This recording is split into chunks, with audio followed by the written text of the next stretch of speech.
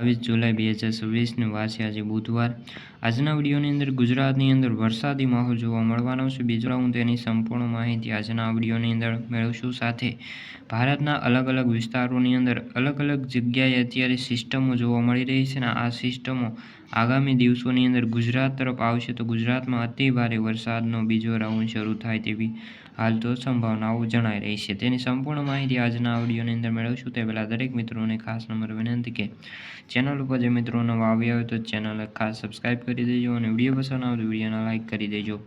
તો મિત્રો વાત કરીએ તો ગુજરાતની અંદર આજે જે દક્ષિણ ગુજરાતના વિસ્તારો છે અને ઉત્તર ગુજરાત અને મધ્ય ગુજરાતના વિસ્તારો છે આ વિસ્તારોની અંદર આજે તમામ જિલ્લાઓની અંદર ભારેથી અતિ ભારે વરસાદનો બીજો રાઉન્ડ શરૂ થાય તેવી સંભાવનાઓ છે।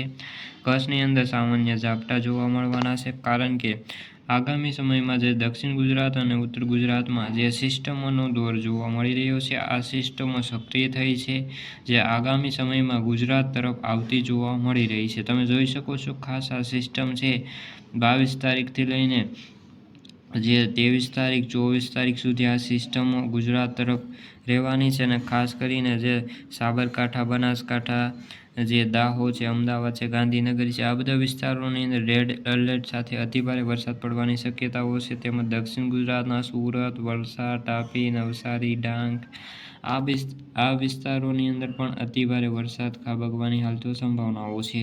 આપણે જેમ જેમ સેટેલાઇટ મુજબ જેમ આગળ વધીએ છીએ તેમ તેમ આ સિસ્ટમો ગુજરાત ઉપર મજબૂત બની રહી છે અને ગુજરાત ઉપર ટકેલી જોવા મળી રહી છે।